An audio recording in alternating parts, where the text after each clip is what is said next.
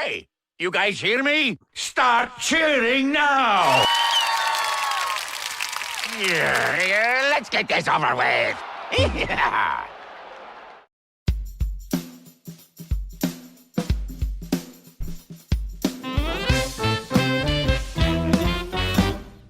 Woof woof! Hi, I'm Mike Minotti and I'm a Nintendog. Hi, I'm Jeff Grubb and I am a Nintendog.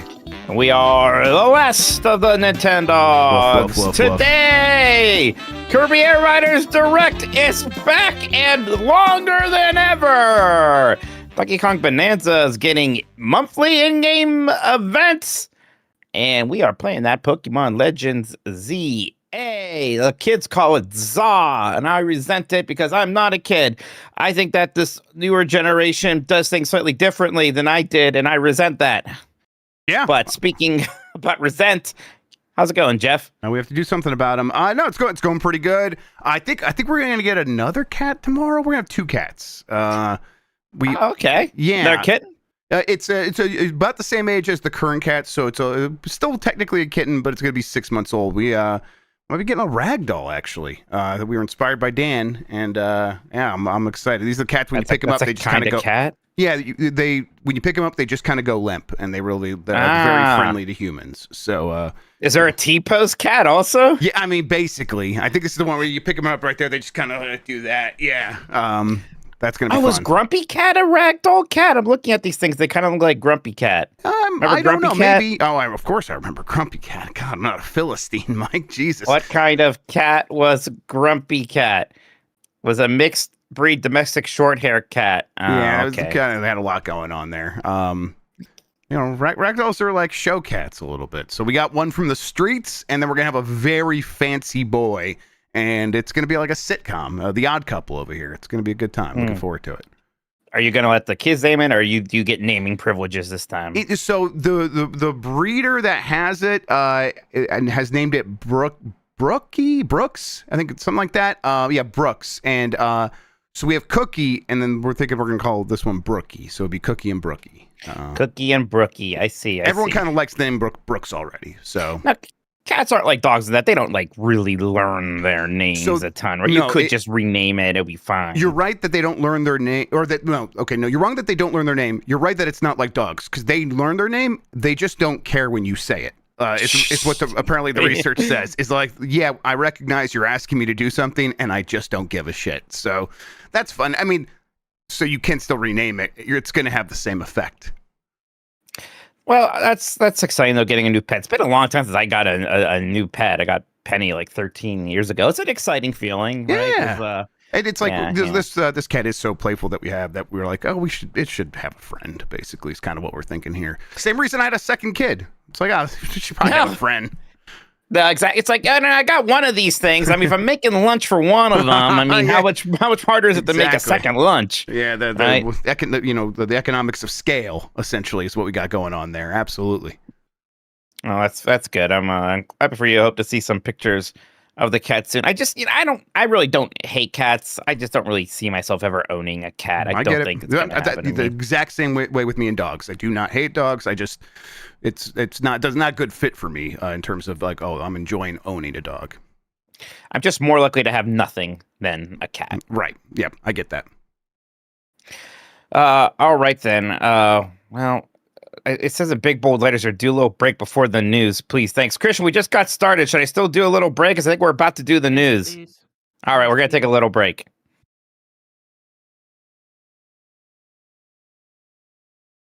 And we're back. All right, it was a little break, just like I promised. All right, Jeff, let's get into this. Not a huge news week for Nintendo. We got this. We have a mailbag. We get to we got Superchat. The news is coming, Mike. You just wait. You wait your pretty little head. The news is coming down the pike when Sakurai gets in front of the camera and tells us everything there is to know about everything. Can we just get on like the traditional Nintendo podcaster bullshit? When's the next Direct? Can we start doing that? Oh yeah, I mean that's where the money's made. Absolutely. Actually, I don't think anybody is expecting. We know so many games that are coming out like in relatively soon. We absolutely don't need a Direct right now. It'll be like February, like normal. Yeah, we'll probably get one then after we get a bunch of games. Yeah. In the meantime, though, you'll get another Kirby Air Riders Direct. Yeah, they said this was happening, and it's happening on Thursday, October 23rd at 6 a.m. Pacific. That's 9 a.m. Eastern. An hour long. To be clear, the last one, the first one, was 47 minutes, which seemed comically long for Kirby Air Riders, a game I'm excited for, but I was like, whoa, that's a lot. Well, this is going to be longer, an hour. Now, Sakurai is a charismatic and entertaining fellow, and he likes talking about video games in deep, meaningful, and sometimes even silly ways. I'm sure he can fill an hour.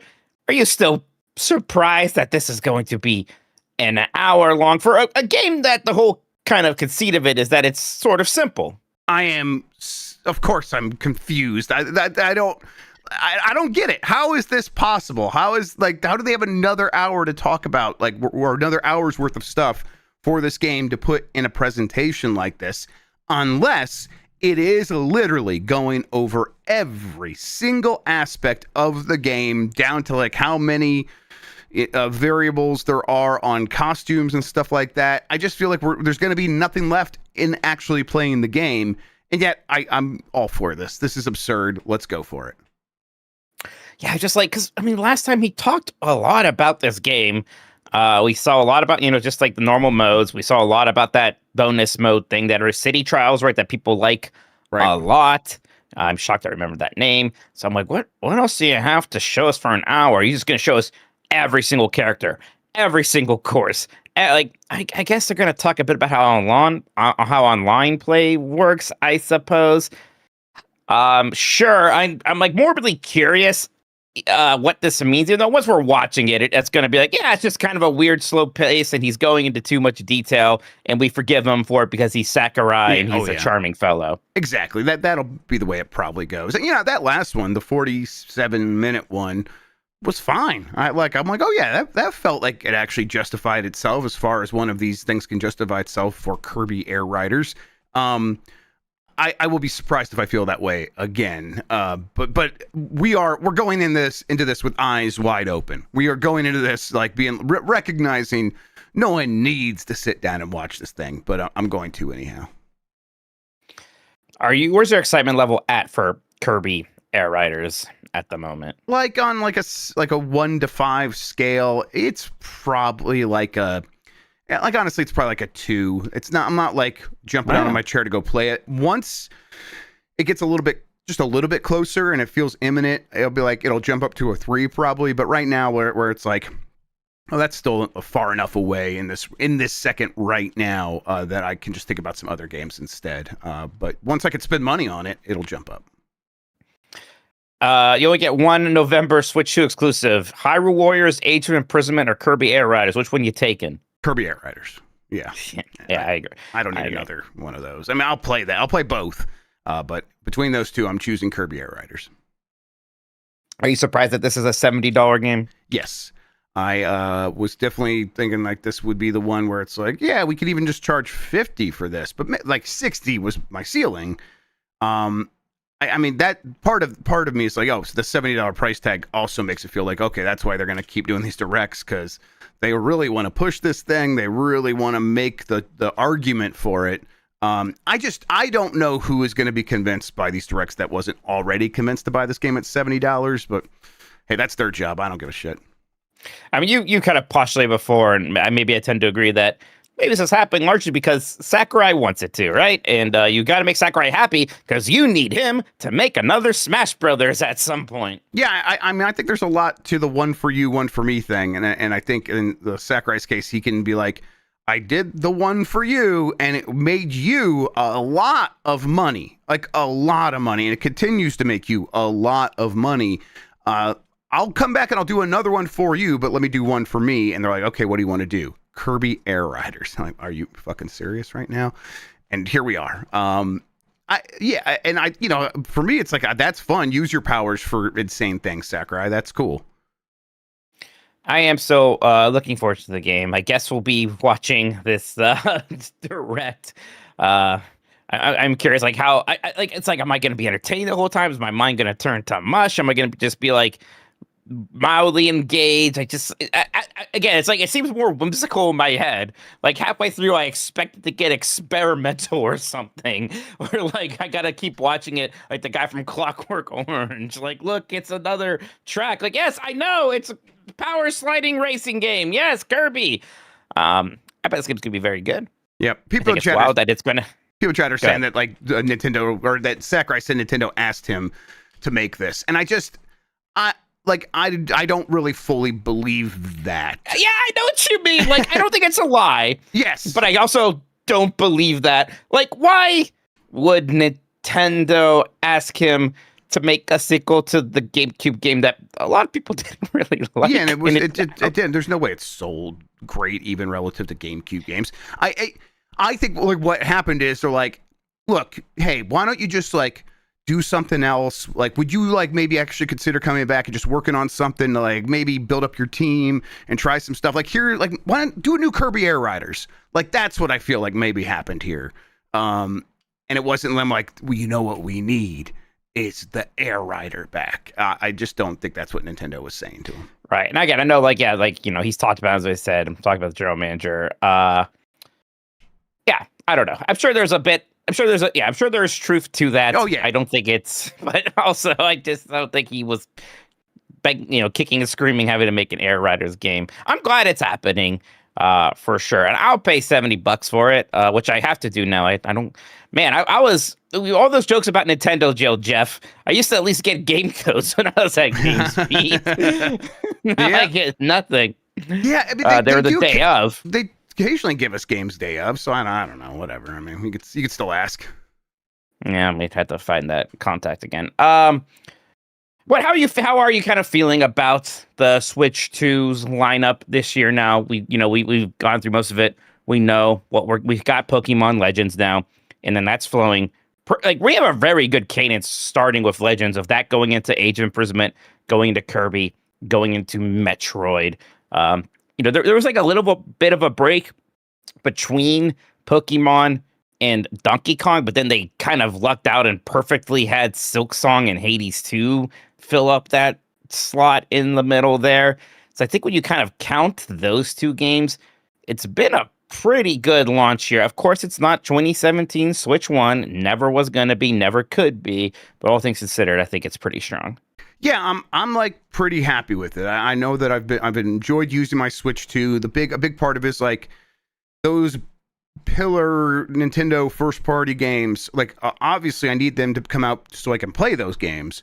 But a big part of it is just like make me feel good about using the Switch 2. So like, man, when I get done with those and then all of a sudden there's Hades 2 sitting there, I'm like, oh yeah, I'll just get that on the Switch 2 and continue playing it there. And that's been a lot of this first year. And now you're right. I think the run up to the end of this year is pretty good. This Pokemon game, I'm enjoying quite a bit. That's going to go a long way for me. And then, we'll see what Air Riders does. We'll see if I spend any time with the Muso Zelda game, the third Muso Zelda. But it's like, yeah, at least at the very least, that'll be running better on a Switch 2, and maybe I'll be curious just for that. And then, spring of next year, we get a new Tomodachi Life, which, by the way, my kids are back on that 3DS one again. They just were like, they remembered it existed and asked me to get the 3DS so they could play it, and that's all they've been playing for this past week, which is great. It's like, oh yeah, so we're all looking forward to that in this house, and Rhythm Heaven is coming, and these are Switch 1 games as well, but that doesn't matter. I consider them Switch 2 games because that's where I'll be playing them. So it's like, yeah, I'm feeling good about the current cadence, and I'm feeling decent about next year with the expectation that we will get a February, March Direct that really sets up next year with some really exciting stuff. But there's plenty of reasons to assume that Nintendo will be ready to have cool stuff, like big games for the middle of next year, going into the second half of next year. Yeah, overall, I'm pretty happy. It's not mind-blowing. It's not 2017. But taking that out as the outlier, I think it's a really solid launch overall. On the third party front, though, Persona 3 Reload reviews for Switch 2 actually did drop today, and that's a game that, on like the PlayStation 5 version's an average of 87. The Switch 2 version, based off of 22 reviews so far, is a 79, and it is lower because frame rate issues, some stuttering issues, things like that. Is that disappointing to you or not super surprising? Yeah, absolutely. It's I think that we have enough evidence that shows if studios put in the work, they can get the Switch 2, and it doesn't even seem like a ton of work, put in some work, they can get the Switch 2 version of their games into more than an acceptable state, and sometimes into a surprisingly good state. So this feels like Sega and Atlas dropping the ball on a game that should be running perfectly on Switch 2.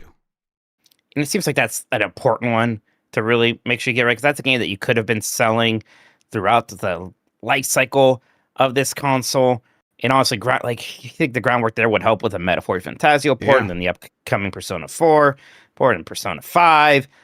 So yeah, I kind of like, I don't want to see Persona 3 Reload struggling on there. Not that it's, some super simple game. It's, it's modern in a lot of ways, but come on, that thing looked pretty good on my, I think, a normal ROG Ally. So I want that running better on the Switch 2. Yeah, and that right there should tell you it should run great on the Switch 2.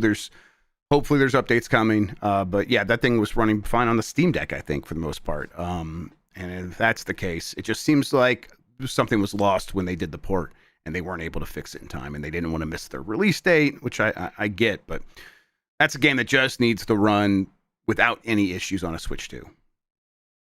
Donkey Kong Bonanza is going to be getting monthly in-game events. This is from my Nintendo news. Starting October 28th, Donkey Kong Bonanza will feature monthly in-game events on Switch 2. Players who own the paid DLC Donkey Kong Island plus Emerald Rush and have finished the main game story can participate in limited time events to earn exclusive in-game statues. During each period, players can tackle a special Emerald Rush challenge that shakes up the usual formula by setting some fixed conditions, such as the Emerald perks that you can obtain from fossils and Bonandium gems when selecting an blah blah blah. I liked Donkey Kong Bonanza a lot. I don't know if I have any interest in monthly in-game events. If I was going to go back to this game, even over getting the DLC, I think I'd rather just kind of run around, get a few more of the Bonandium gems that I haven't gotten yet. As somebody who did most of the stuff in the game, I just don't know if this is the kind of thing that I want in terms of more content. Yeah, this is the the Emerald thing is their very, very light roguelite mode. And so I guess what they're saying is the events will have something where it's like it's fixed, and so everyone will get the same upgrades or the same options for upgrades, and then people can compare themselves to others. And I if that had a critical mass of like a ton of people playing and was kind of like, oh, okay, this feels alive, I might have some interest, but I think this is an interesting experiment, like an idea of like separate from Nintendo holding back other kinds of content or holding back single player content as a way to like flesh out these games for a longer period of time after their release. This feels better than that. It also feels like it's not fully on the mark of delivering on the dream of playing Donkey Kong Bonanza. So I hope they don't like give up on this concept, because I think there's something to it. But maybe Donkey Kong Bonanza also maybe is not the best fit for it. So I don't know. Yeah, their efforts in general, like, I love Nintendo 3D platformers so much, but a lot of times the efforts to do DLC doesn't do much for me. Even Odyssey, when they like brought in the Luigi balloon mode thing, I was like, oh, what is this? I don't know. And just more costumes. Oh, enough, the best has been Kirby, which has got, those remix levels, practically new levels with Forgotten Land. That was the best they did. But yeah, for Donkey Kong, I don't know. I don't really. Are you surprised just how much DLC we've been getting lately? And also, why does Bonanza have DLC before Mario Kart World?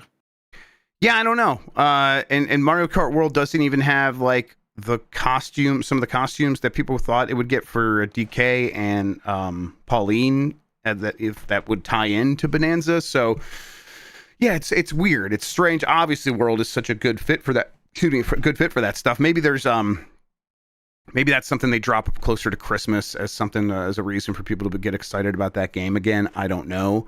But Bonanza definitely feels like this DLC and this this addition to the game feels like it is made with the that sort of budget that they had in mind previously of holding back content so that they could keep people excited about their game. Something that happened a lot with the Mario sports games.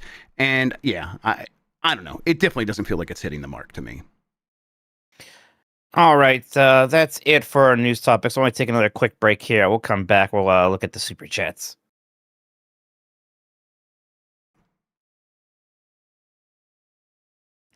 All right, we're back. I just see Zach in chat say no mention of the NSO drop, and I'm like, what NSO drop? I'm gonna go look. It always now. happens like right when we're starting the show, everybody. So sometimes we do actually miss it.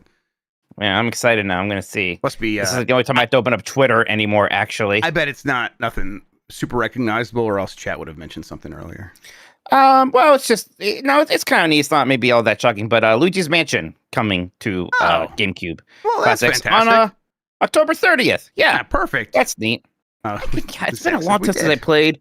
It's been a long time since I played Luigi's Mansion 1. I don't think I really played it since the launch of the GameCube. In fact, earlier than that, because I imported it. That's right. I played it before it came out. And I like everyone else in the world, I did not check out the 3DS version that they made. Remember, that was a thing that happened? Yeah. So, Luigi's Mansion. Okay. I'll check that out. Oh, coming in Nintendo Music as well. Sure.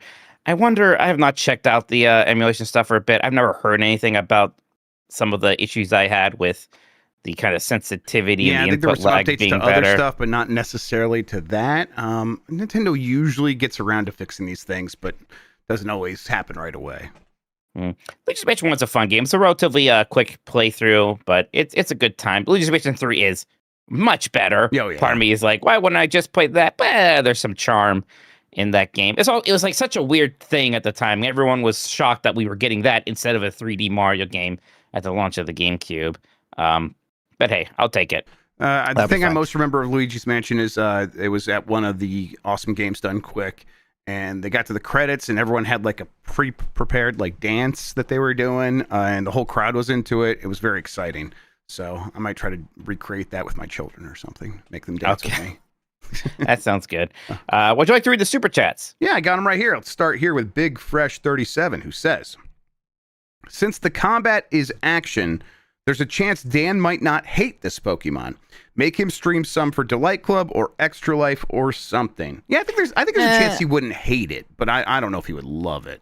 I don't think he's going to, even though by Pokemon standards it's not the talkiest intro in the world, he just won't get through it. Yeah, but I guess you can't skip it so like super fast, but like you're not going to miss much if you skip this stuff either. Like you're going to know. No, you're not, but it's going to be a lot of it. And it's a lot of like, fresh-faced young people / kids, and he doesn't like that. That's true. Yeah. I just don't think.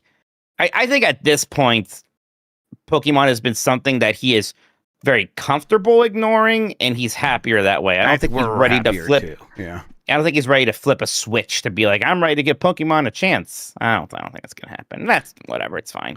Lex Luddy says, been a really tough few days in the Luddy house. Sorry to hear that, Lexi. But great GB content has kept me sane. Also, what is your favorite video game research rabbit hole? I don't know. I go down all kinds of stuff all the time. I still like, what I try to do is when I see a weird game, I try to see what other games people who made that game worked on. And I'll kind of do that for just about everything at this point.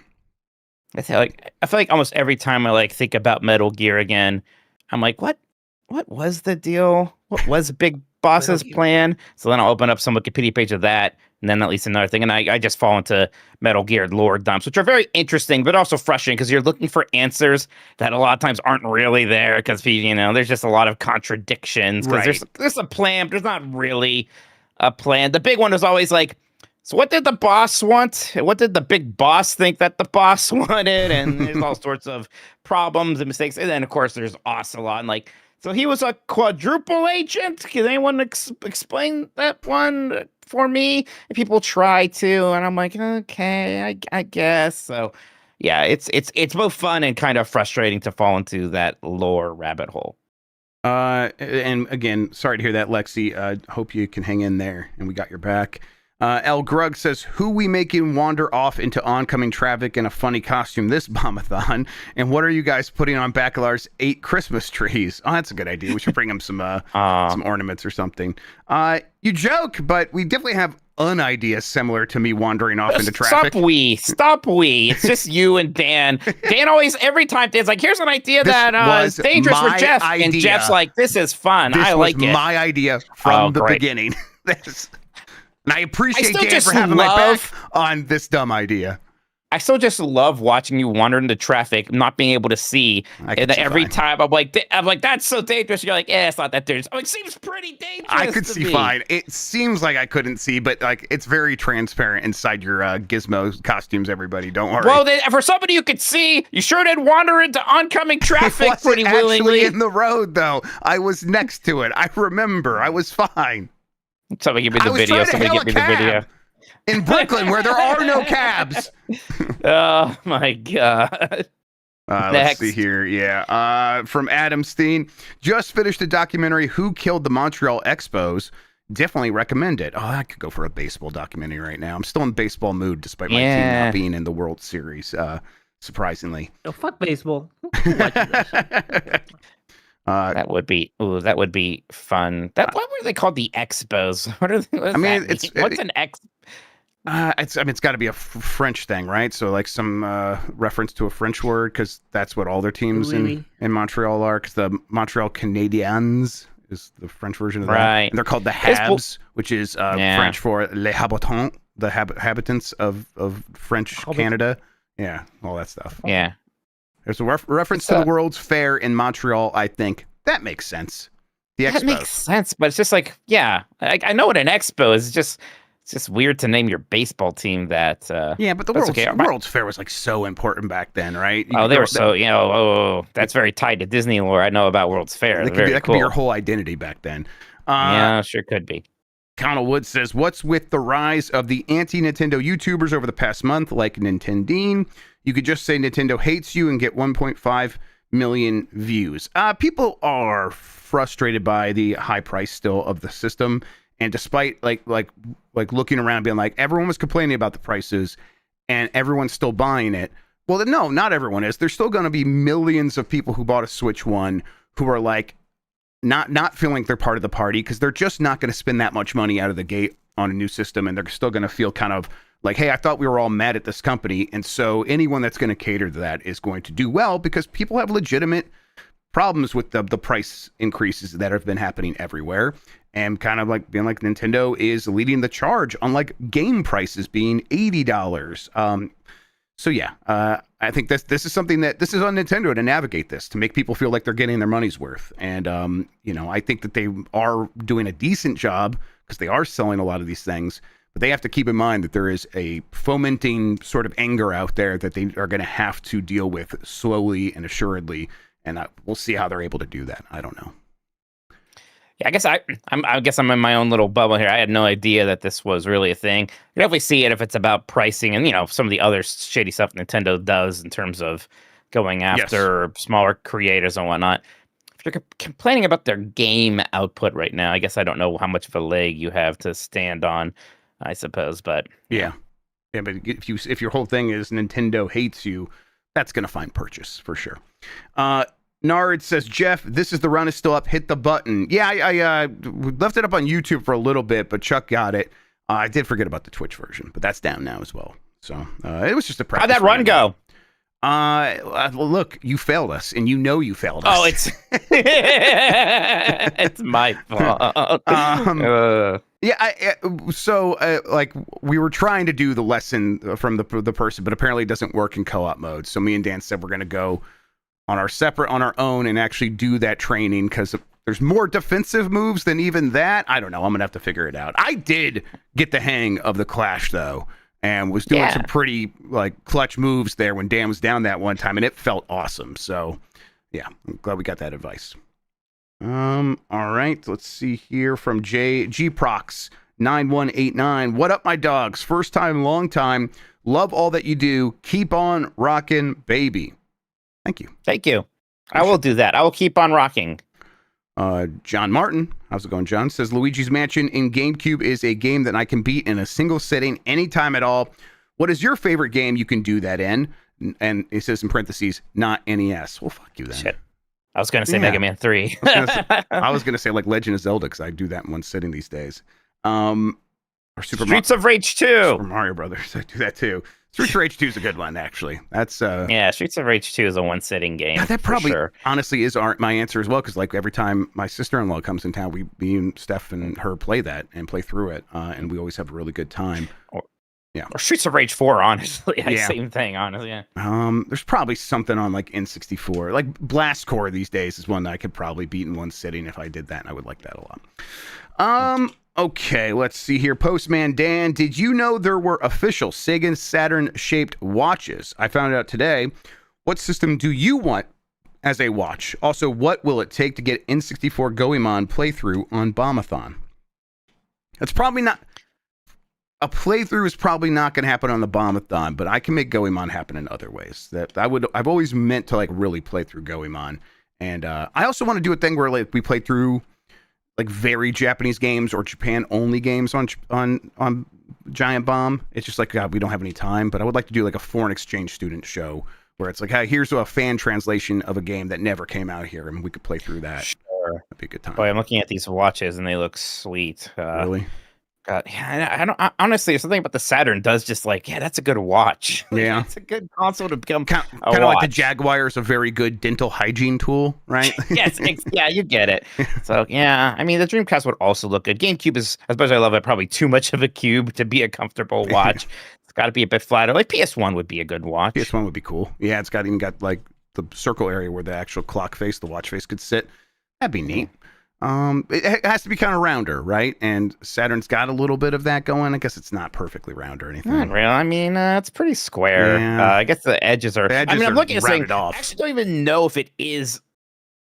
I think if you wear it like a watch, I don't know if it tells you the time or anything like that. I don't know. All right. Well, let's keep going here. From Chrono Rig. Hey, dogs, did you guys see the whole Miyamoto quote mistake this weekend? I feel like the bigger outlets using AI should do more research before publishing. Yeah, I saw some of it.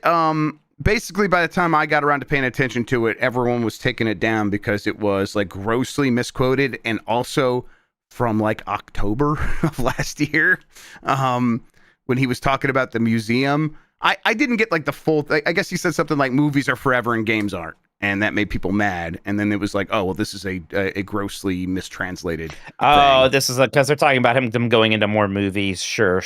Yeah, exactly. So I don't know, like, what did he actually say? If anyone in chat like wants to like summarize it for the quote here. I'll put it on the. Is it this thing? Ultimately, what people remember are the IPs. Games become obsolete when new versions come out, but that's incredibly sad. We started video production partly because of that sadness, seeing our creations become playable only on the virtual console, even making them playable in museum has its limits, but video content can endure forever. I assume this is the thing that people are saying is a mistranslation or a misquote, and it's the thing that everyone got real mad about. I got this one. I was there, Gandalf. I was there when this was all going down. The problem was that a certain person, I don't want to name names because I don't want to start something, but a certain fan account just posted the quote with zero context of him talking about like the museum and stuff and saying, hey, we want to sort of make the IP live forever. And that person put in the context of, this is why they're doing more movies than games. And that started a conversation that was not what was intended there. Right. Okay. So the idea was like just in the museum context? Like he's talking in the greater context of like, this is why we're doing more multimedia things than just games. But it was presented as, this is why they're doubling down on movies instead of games, which was not what he was trying to say. Yeah. Yes, certainly. And also they're not doing that instead of games. They've released one movie and many more games since then. So yeah, it's a silly thing to be upset about. From Chris Quinton, Grubb, check out the anime Night of the Living Cat. It's a super cute parody of Night of the Living Dead, but with cats instead of zombies. It's great. Is it like cute enough for my kids to watch? Because they love cats. That sounds fantastic. I'll give it a shot. Antonio Morales says, definitely Mike's fault. He hurt you all by helping. It's his MO. That right there. That should go on his gravestone. Yeah. Again, when I explained the mechanics to you, I didn't think you would just immediately try it out ad nauseum and lose half of your HP by missing it most of the time. Yeah, that's fair, but you probably should have. You probably should have considered that was going to happen. I got the hang of it, and it was fun. It was fun. I'm glad we did went through it the hard way. Whatever. Sometimes that's what is required to learn. It is weird that they don't let you do the normal training as soon as you're in co-op mode. But whatever. Yeah, I think it's probably something they should address because it's like some people are going to play this exclusively co-op. It's a co-op game, and that's how some people view it. So yeah. John Begovich says, Jeff, do the duders not know about the garlic cheese dip? Is this a Jet thing? Because I don't know if I know about the garlic cheese dip. Yeah, I want to know because I think two of my favorite words in food are garlic and cheese. So hey, dip's not far behind either. I like a good dip. Dip's pretty good. Yeah. I do like a good dip. I like to dip things. Even you know what? Sandwiches. Stop putting your sauce in the sandwich. Just dip your sandwich in French a dip. sauce. Sure. That's why you cut your sandwich diagonally, because there's more edges for the dipping. Right, yeah. This is how they do it in Gale Paris. Let me just get in there with that. Gale Paris. Yeah, the French drip. That's what they're always calling it. I will investigate the garlic cheese dip. I kind of can't do cheese dips too much these days, so that's probably why I have not investigated this personally. Okay, Mike, that does it for the Super Chats for now. All right, then let's take another quick break. We'll be back. We've got a mailbag to get to, so see you all in a moment, everybody. It did just occur to me, yeah, now all three Luigi's Mansions are playable on a Switch 2 or Switch, right? The GameCube games are not on Switch 1, right? That's only only Switch 2? The GameCube games are Switch 2 only. Yep. Yeah, so yeah, Switch 2, all the Luigi Mansions, which, yeah, you can play. It's why 2 is the one I find the most interesting. Even though 2 is definitely better than 1, I find 2 the least interesting. Like, I'll play 1 for nostalgia, I'll play 3 because it's the new one, it's the best, and then 2 exists. So you think 2 is better than the original Luigi's Mansion?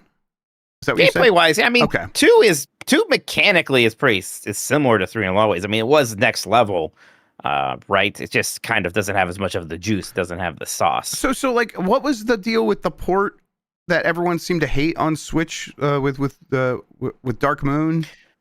I don't know if people hated that. I don't know if the port itself had any problems or everybody just moved on from Luigi Mansion 2 because 3 is so much better.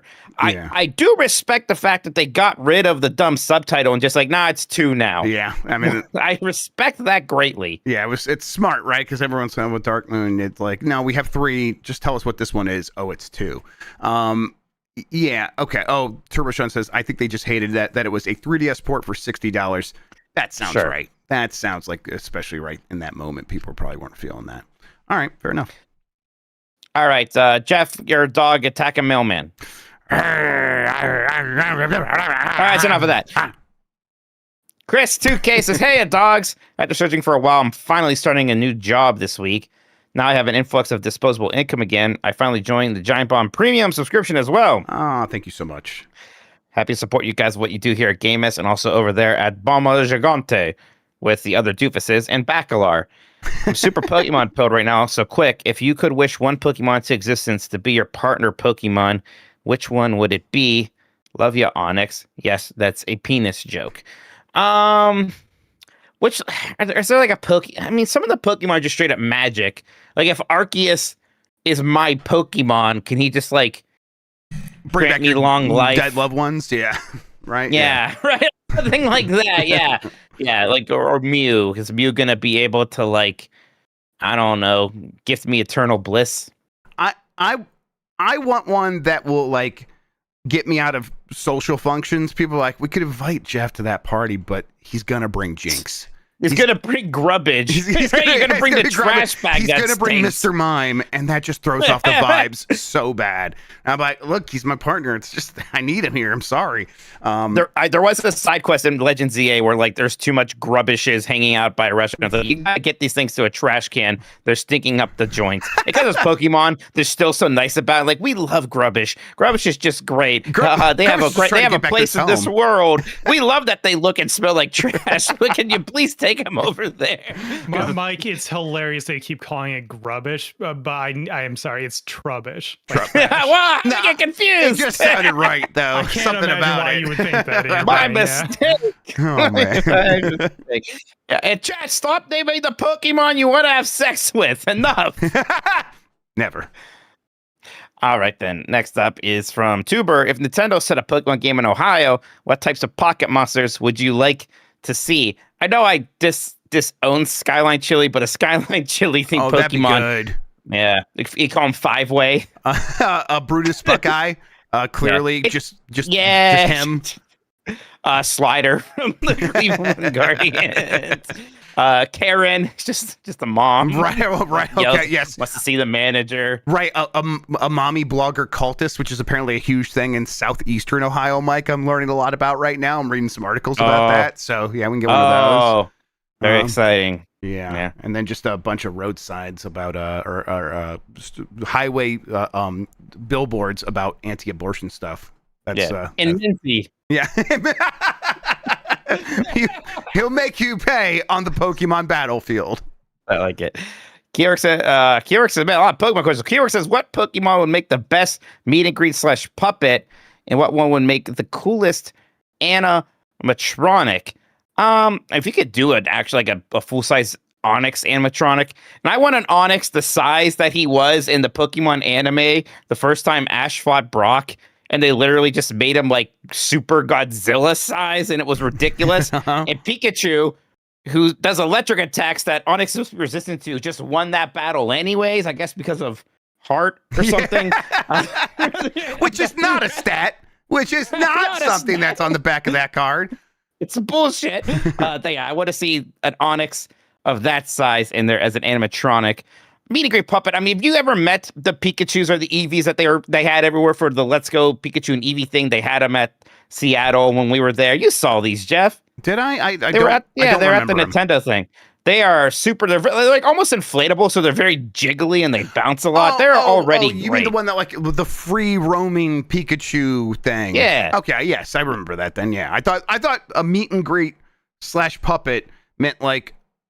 I guess I don't know what it meant. I was imagining another animatronic. When you say meet and greet to me, I'm gonna think of like costume characters in Disney World. That's probably what they mean. Yes. So yeah, that Pikachu was a lot of fun. That was good. Like especially because it was so inflated, it had to like sidle through so many aspects of the convention floor, and that looked really stupid, and I loved it.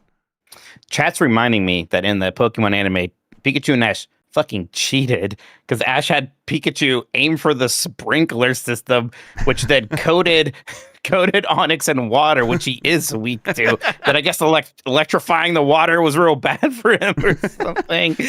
Wow. What a bunch of bullshit. They should investigate him and take away his Pokemon Master ship that he actually ended up winning. Yeah, in the very end there. Some King of the Kong documentary for Ash. Yeah, we're gonna expose this fucker. Tendark says, I'm absolutely loving Pokemon Legends EA. Barely hope this isn't the combat system going forward. Why are people seemingly so against turn-based combat in Pokemon? And the same people are asking for more turn-based combat in nearly every other RPG franchise. There's something I'm just not understanding here. I think Pokemon's just been around for so long that seeing any kind of meaningful change is very exciting. I agree that I don't necessarily need this combat to be the standard for the main franchise. I'd like it to be the thing for Legends going forward there for sure. Yeah, I am not against turn-based in Pokemon. I just want them to like this combat system like addresses some of the problems I have with the Pokemon combat system, and I hope that they recognize that this was successful and be like, okay, well, let's use this as an impetus to shift things up with the original turn-based combat system. I want them to keep the turn-based combat system, but I want them to add some zhuzh to it to spruce it up and make it feel more modern. Right. And like, of course this is faster, but it's also a lot faster. Like it doesn't have to do the thing where it's like, Pikachu is confused. Pikachu tries to use Thunderbolt.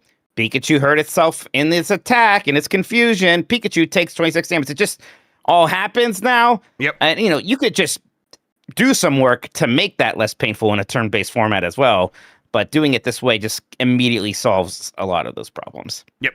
This is Expedition 33. Fuck it. Like, make me time the fucking Electrify when the Pikachu's on the air or some shit like that. Come on. You should steal it. It's so good. Yeah, put parrying in Pokemon, you fucking cowards. My God, yes. Oh, you're talking about Bison Bruce says, is Pokemon ZA an okay plane to start as your first Pokemon? I'm going to use a voucher on Metroid and looking for a second game. Yeah. Yep. I think it's absolutely fine. I mean, that's something that they've always been good about, is that they're prepared for every Pokemon game to be your first Pokemon game. It's one of the reasons why Pokemon has succeeded in being popular with kids forever, every new generation. I don't mean that generation of Pokemon, I mean generation of humans. Yes. They keep just presenting these games like it's your first one. This like the Legends game's a little bit more than the main line. There's like a little bit more like, hey, like we're not gonna totally talk down to you and explain every but little you are playing thing. as a person who's never collected a Pokemon before. You are still starting their journey with them. Right. Yeah, they're still gonna explain how to catch Pokemon. They're still gonna explain things like, type weaknesses and all the mechanics. So yeah, it's a completely fine place to start. Christian says, does the city look like ass in Switch 2 as it does on Switch 1? And yes, but that is not the game's visual problem. The game's visual problem is it doesn't have any ambient occlusion. So every time a 3D object interacts with any other object, it just looks like it's skating along the surface. Yeah. They don't look like they're standing on anything. They keep focusing on these fist bumps, and it just looks like the fists exist on different planes of reality. And they keep doing it. I'm like, you guys got to at least know your strengths. Why are you cut away Also, from the fist bump? They kind of don't use normal mappings on the buildings. I saw it, like No, they don't. It's just flat. everything is like a sticker. But Yeah. again, it's hardly the game's visual problem. Whatever. Don't look at the background. Who gives a shit? Miracle says, given how Pokemon being a very celebrating worldwide franchise among young and old alike, it's very, very, very baffling to hear things like budget cuts for things like voice acting and literal big release on a big Nintendo console. Sure, JRPGs and whatnot have done without it, but given how a lot of kids love the series and sometimes reading being a new thing for most, I find this particular omission beyond puzzling. I mean, I get it. I mean, I don't know if they cut voice acting because it's a budget cut. I think that they're maybe budget conscious about it. Yeah, the only time it bothered me was in the very opening where it's like a little weird for a bit there. But when I'm in the game and it's just dialogue bubbles, I don't know. I'm okay with it. I think that speaks to the hybrid solution of, for your intro, for some of these big cutscenes, do voices, and then when you are going from moment to moment and there's just like a text box here or there, people can just read that and that would be fine. Right. And that's what Zelda's doing now, right? And that's a franchise we never thought would have it. That's right, yeah. I also don't. Part of me is like, those kids can learn how to read, actually. Yeah, Pokemon's taught a lot of kids how to read, so yeah. Matt says, do you think we'll get a Steam Deck Lite at some point? I'd love something slimmer than what we have now. Maybe. Probably not on like the next iteration, but that might be something that they consider down the line. Tommy Pencil says, what are some good weekly topics you can ask the community so I can post Leisure Suit Larry Wet Dreams Dry twice again? Yeah, best video game titles that evoke semen. It won't even make the top 4. Always Be Cooling says, hey, doggos, how much should we donate to have Dan go into a room, listen to Mike tell the entire brisket joke? Can also have another tier to tell the brisket version. I mean, look, this is what people, we took the criticism to heart about the leash lounge, just sending people away to a room where they can't see isn't necessarily entertaining. So I think we have to be consistent here with that.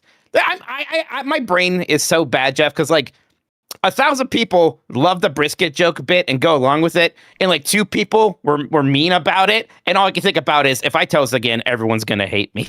Yeah, that's all I can fixate on. That's how everyone's brain works. It's the criticism's always way louder. One of those people, me.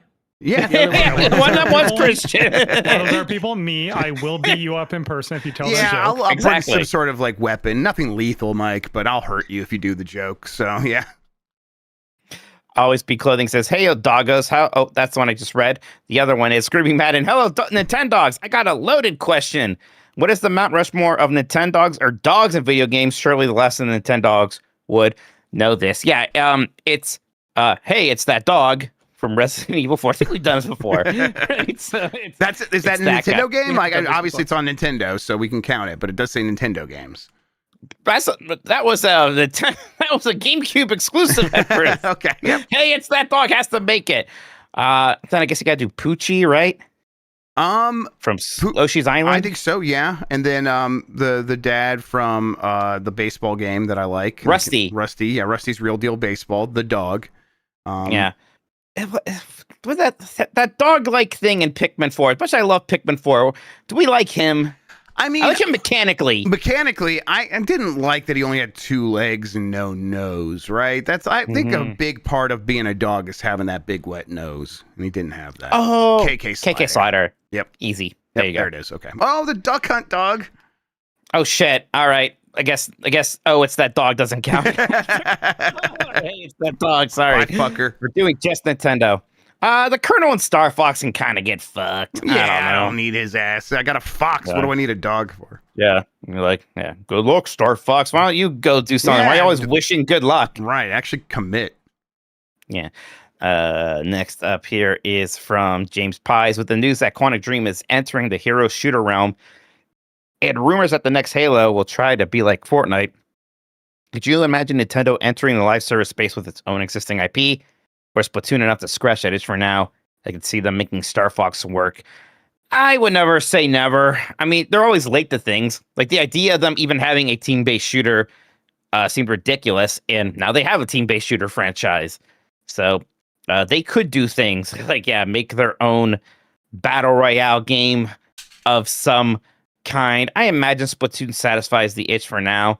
But, you know, they are trying things. We do still have that MMO-like playtest thing, right? Which we still don't know what the final shape that's going to take, but they've been working on that for a while. So, right, they'll do that something first. here. They'll do that. Look at the playtest out there first, which does have some like live aspects to it. Certainly, it's really weird, but it's weird in a good way for the most part. So they'll do that first, and then maybe a few years after that, they'll show up with a hero shooter or something.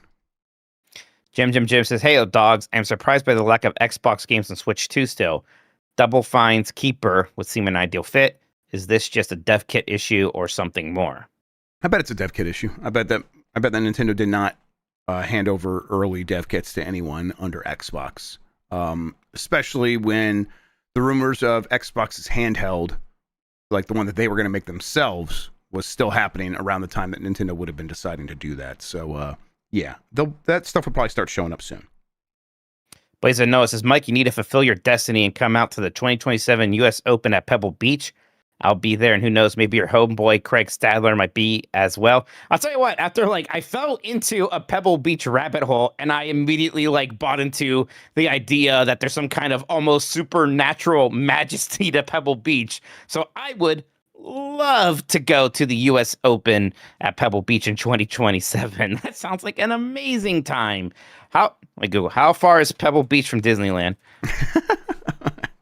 It's Pebble So Beach. that's the only way he can justify. Right, it's his hub, right? He can't he has to go back to home Oh, base. it's pretty far away. It's more more in the San Francisco side of the country there, or state. That's okay. I'll go to the Walt Disney Family Museum in San Francisco.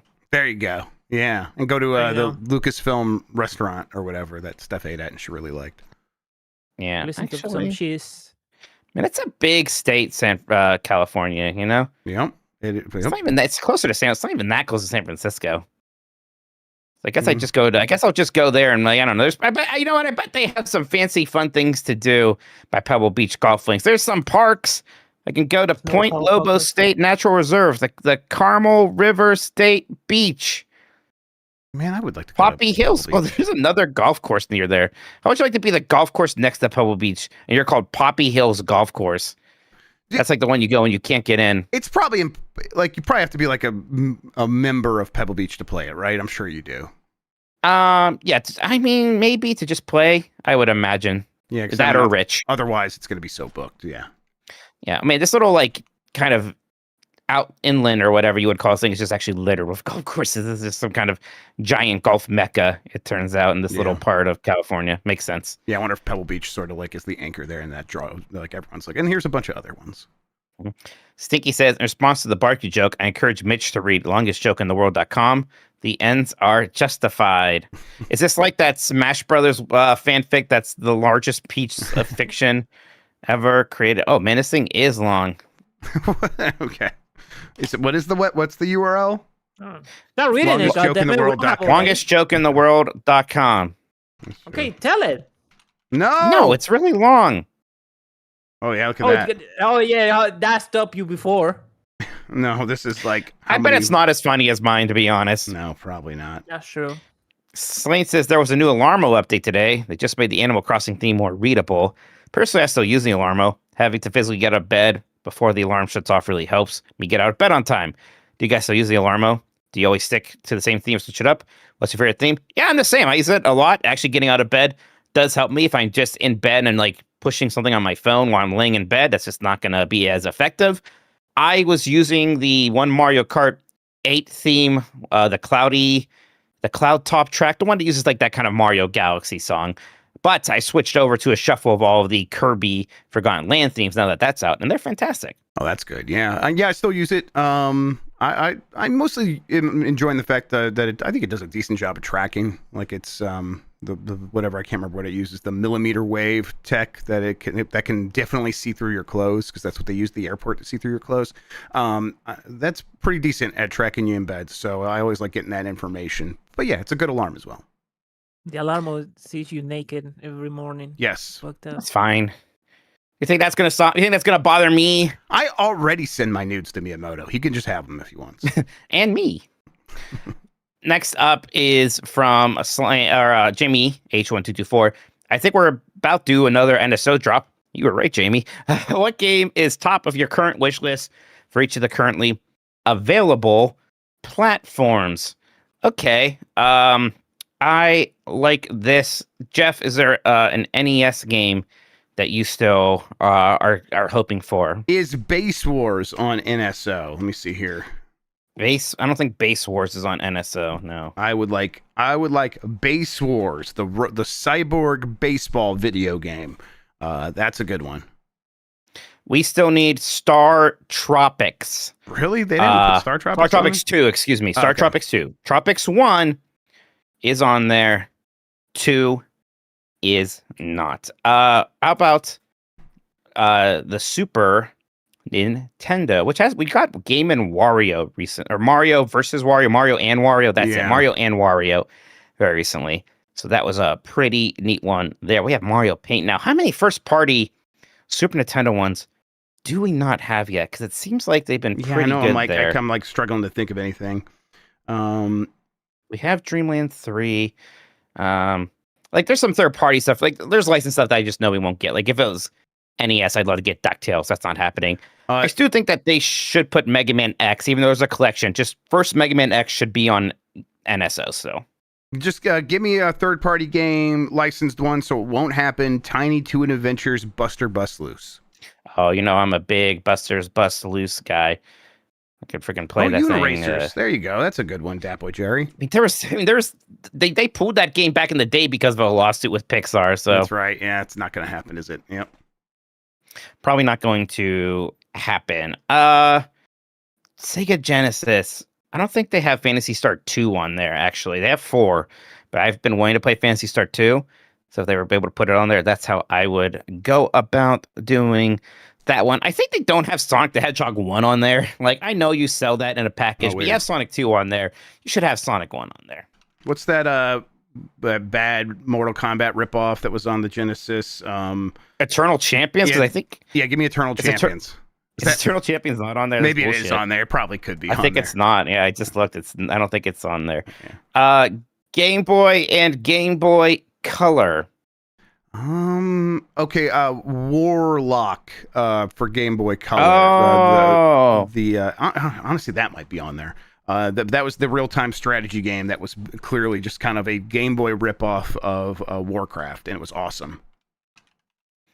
Mole Mania says Dirk Dick. Would that be good? Oh, you give me like for who the frog for whom the bell tolls or whatever. Yeah. Translate that. Give me that thing. That'd be awesome. I'll take that. Warlocked. Not Warlock. Warlocked. God, I played the shit out of that game. It was so good.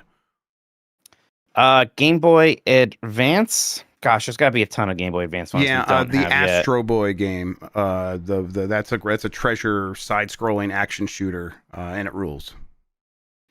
Yeah, that one. Yeah, because that was one they thought that they were even testing out for a while there. Got Japan Has Mother 3, and just seeing that hurt so much because obviously we're not getting that. But I sure would like to have it. Gosh, they filled out the Game Boy Advance one pretty well here. There's not a ton of third-party stuff. I would like for them to get there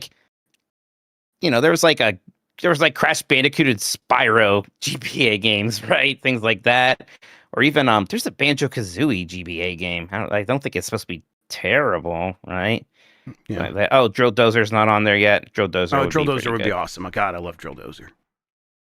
Nintendo 64 is Donkey Kong 64. Yeah. I think at this point. Yeah, I would take like Beetle Adventure Racing. They could strip out the Beetles. That actually wasn't all that important to that game. Just really good tracks. I would love EA to kind of come through with that, but not going to happen. And then GameCube, we did just get, we just mentioned Path of Radiance, Pokemon Coliseum, Gale of Darkness, and Sunshine are coming. They just don't have release dates. Smash Bros. Melee is the big one for me. You got to give me Melee. Yeah. Ultimate Muscle, that wrestling game I played on when I was first starting a Giant Bomb. We played some of that on there. Ultimate Muscle versus New Generation. Make that happen. And then for Virtual Boy, you got to give me Waterworld. Oh, yeah. I'm 100% with you. Waterworld. Actually, tell a Roboxer, please. Alrighty. Oh, Prophecy Tactics Advance. I bet that's actually your answer for Game Boy Advance. And I think that would rule. I mean, they could just sell that to me. I'll pay $40 for that. I don't give a shit. All right, then. Next up here is from Michael Riley. Says, what's the next genre that indie developers flood? A few years ago, it was Metroidvania. And then now, roguelike. What's next? Boy, I think it might still be roguelike for a while. Yeah, they're finding new ways to do roguelikes, right? Because now we're on to like, make them like Balatro, and we're getting a ton of those. And I bet there's going to be like 10 more of those, and 5 of those will be awesome and huge again. So yeah, we're probably still in the middle of that. I mean, it seems like there's, the people have been trying with 3D platforms. It seems like that might become more of a thing here soon. The floodgates might open. And then once you get there, there's going to be a point where indie developers are going to just be able to make their own Souls-like more often. They already do. We got things like another Crab's Treasure or whatever. Yeah, they're going to have to continue competing with the big publishers doing that. And I think there will be a space for like character action games, the stylish action games. I think we'll get more indie developers working on those. Yeah, but there's a reason why indie developers have succeeded in things like farm sims and Metroidvanias, because you don't necessarily have to super compete with the big boys. Yeah, there's going to be a Metroid game every 5 years, but it's like one of those every 5 years. Right. And like, it's not necessarily going to be that much more technically impressive than what you can do. In fact, your indie game, Hollow Knight, can be more popular than Nintendo's Metroidvanias. Yep. So several times over. Just like how your farming game, Stardew Valley, could be more popular than Harvest Moon. Friend Slap will continue to be massive as well. Like anything with Prox Chat. Honestly, that's going to go the other direction. Prox Chat's going to start showing up in AAA games here next year. And it's so hard to be like, to have foreseen Friend Slop, right? That genre. Yeah. It's going to be another thing like that, where like, I didn't even think this could be a thing, and here we are. That's how it works. Yeah. Fortnite has a whole mode that is Prox Chat now, of course. that you can like make teams you drop in the island, and it's a regular match, but you have to use Prox Chat to make your team. Like that's awesome. And you have to form an alliance. We did that in PUBG and when I had the private server. Family dinner, baby. Family dinners, yeah, we would do it because that had Prox Chat the whole time, and so we did them over. It's like, okay, we're all gonna jump in there. You could try to convince people to join your team, and I would like shoot at them first, and then be very apologetic, and then they would toy with me and kill me. Remember that you could expectate people and you could talk to them. Yeah, and you were like a fucking ghost running around and annoying people all the time. Yeah, that rules. What a good time. Matt says, outside of 8BitDo, what is your favorite non-proprietary controller? Mine is the GameSir G7 Pro. I'm a bit of a normie, Jeff. I have a Xbox, the Starfield controller that I use for all my PC gaming. Oh, it's great. It's right here. And I had an 8BitDo, and I do like that, but otherwise I haven't gone too far outside of that field. The GameSir is good. I've used it a little bit. I did get one, the G7, and I've used it a little bit, and I think it's really solid. Nixie or Nixie, I'm gonna say it's Nixie, NYXI. Their stuff's pretty solid. They made the GameCube controller that is a Switch controller. And it's like I got that and I was like so excited, and then I'm like, oh, it's kind of weird to play a regular game with the GameCube layout, so I need to kind of just stick to GameCube games with this. But they make other controllers that are very good as well. And Charwolf says, what up, dogs? It's official. I've become something I didn't think I'd ever be, a movie guy. And sorry, Mike, but after getting into them this year, I realized how much a good movie can hit you. Jeff, since you watched them, do you have any recommendations? My favorites so far are Heat, Goodfellas, Zodiac, Kill Bill, and 7. To keep this question focused, Al Pacino as Waluigi. Thoughts? Yes? Wait, is the implication of this question that you just started watching movies at all? Like, I mean, I'm not complaining. I think that's fucking awesome, but you sound crazy, and I love it. I love it. You sound crazy. Look, even I have a list of favorite movies. I can pass myself off as a movie guy. In fact, out of those movies you listed as your favorites, I have seen 3 of them. Not bad. I haven't seen Heat or Zodiac. Look, those are bangers. Those are both bangers. Heat's a must-watch. Zodiac's a really good one. Heat is. Oh my god, it's so. He might not like Heat. Okay. Yeah. I am in the mood for 90s movies right now, and I watched Contact recently again, and that's very 90s. These are movies that aren't necessarily perfect, but definitely like encapsulate the decade. What's the Zorro movie? I think it's Mask of Zorro. The Mask of Zorro.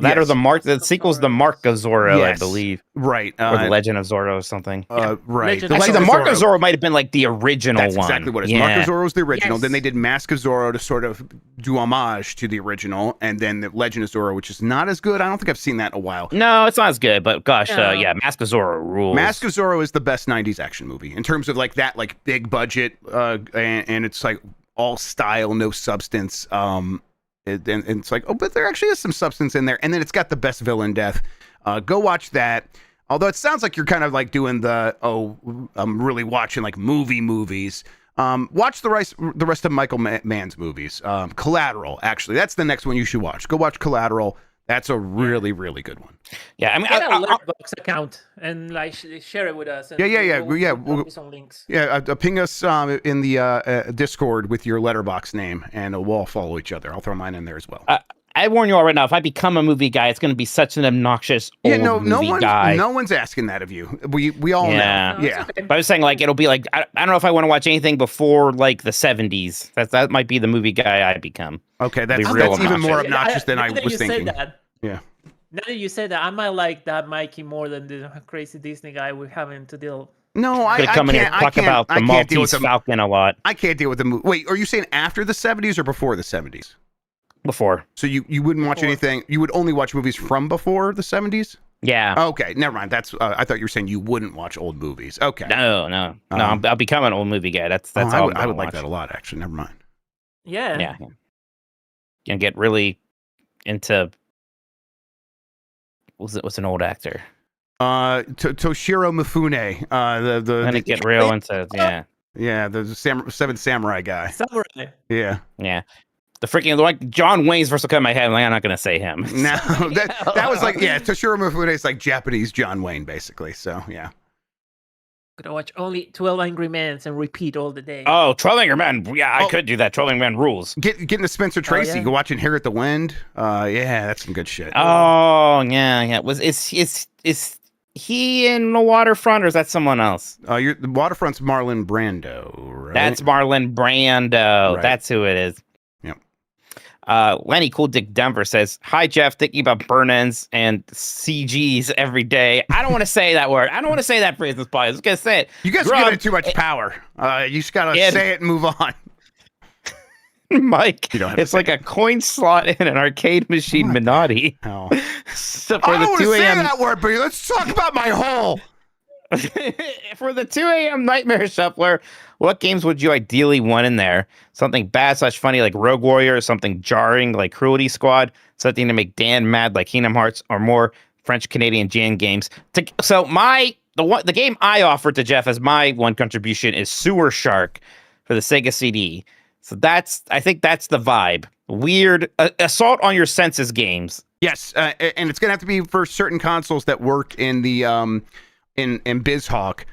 And PlayStation kind of takes a while to start up, so let's not go too crazy on PlayStation games. Although if you pay the money and you want a game, it's probably going to end up there. I will have to assert some editorial control because I don't want something that's going to like stop things dead. Like don't do a point and click adventure just because you think it would annoy Dan. There's no guarantee. Don't do Kingdom Hearts. Yeah. I want something like Llama Soft. Think Jeff Mentor. Think something that's just going to be so insane if like you are doing one thing and then suddenly it switches to that Tempest 2000 and you're like, oh my God, what's happening? That's the vibe we're going for. Yeah. Dippy Games. What's that fucking egg's name? Oh, is it not? Is it Dizzy? Dizzy. I think it's Dizzy. That not fucking Dippy. egg. Yeah, God. If if that guy jump scared me at 2:20 a.m., I'd have a heart attack. Yeah, I'd be like, we got to shoot the TV. Like, this is bad. All right, get him out of here. Fucking Dizzy. Big Tony said they made like 40 of those games or something. That's all they had in those communist European countries. That Dizzy, that fucking piece of shit. Big Tony says, can Grubb stream in the mornings again? That was one of my favorite things about Golf Week and Baby Steps. Penis. Yes, that is not something that I'm gonna abandon. Although it's just been a little bit busy, and then with Jan out this week, every time we do a stream, it creates more work for other people. So I was kind of being a little bit mindful of that this week.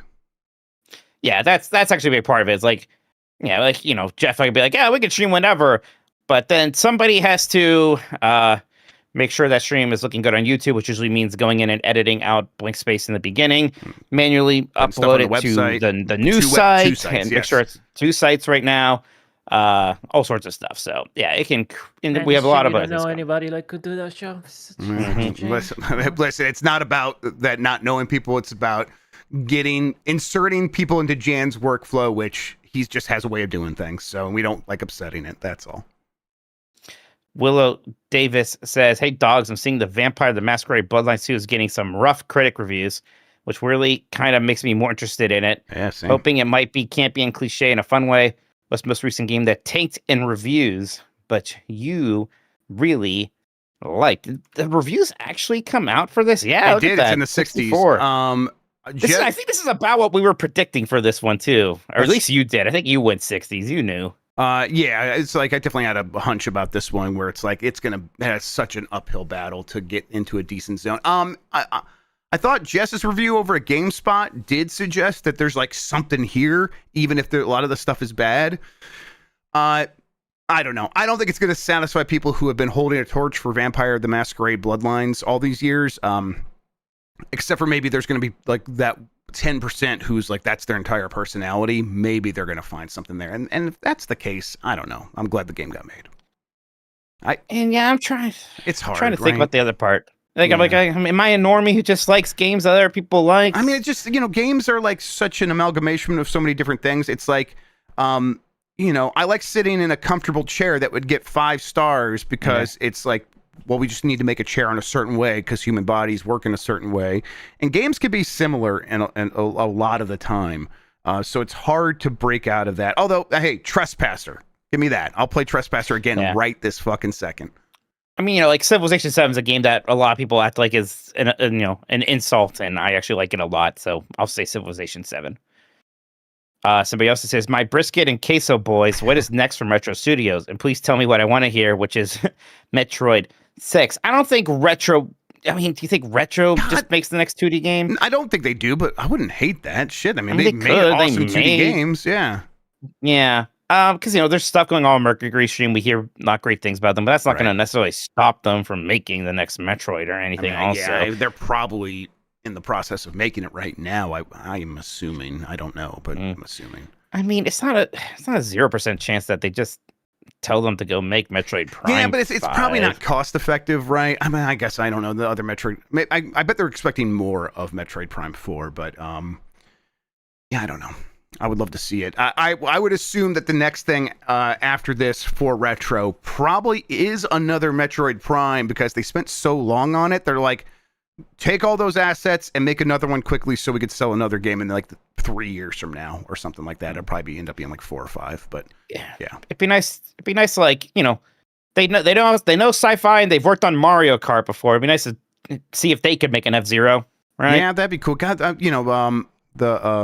Did You Know Gaming seems to have like some old retro people who talked about all the canceled projects or all the projects that were proposed and didn't get off the ground.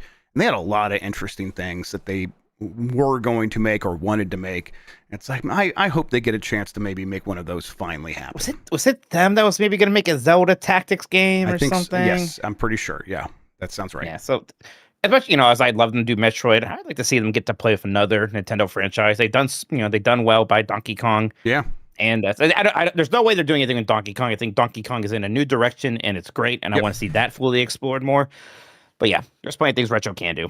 Real quick, Mike, before this, and just because you brought it up again, the thing I see most frequently about Donkey Kong Bonanza from people is they think it's forgettable. And I don't necessarily know if I super disagree. For me, it was just like this mind off. It was like an id game. I could just go in there and destroy and kind of go with the flow. And I was always making progress because the flow of the game was very powerful, pushing you forward. And then I thought it had an incredible ending that I will never forget. So I don't know. What do you think people mean when they say that? I don't know. I think a little bit is just a little bit of like that game is in the place where like, yeah, that's the game that you played 3 months ago. Yeah. Right. And yeah, it's not the game you're thinking about constantly right now. And I guess that weird.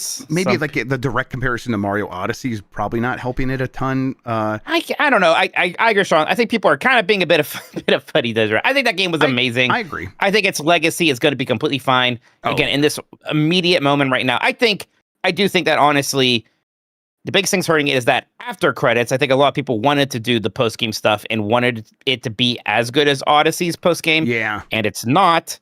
And I think the DLC is a little weird and has people feeling maybe a little weird about it. I don't know.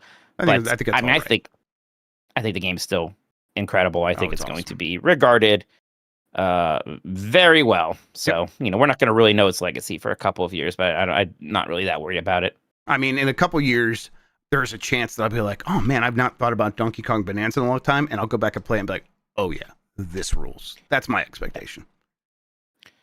And yeah, that's a good point too. Like, Grubb, a lot of stuff has come out since then, right? I think there's just a little bit of whiplash because if you're keeping up with all the big game releases, it's insane. And since that game came out, it's been like Hollow Knight, Hades 2, Borderlands 4. Now there's Ninja Gaiden and a bunch of other things. It has just been an incredibly busy time. Yep. The Battlefield 6, so on and so forth. Okay, last one here. Beef Hammer, hey boys.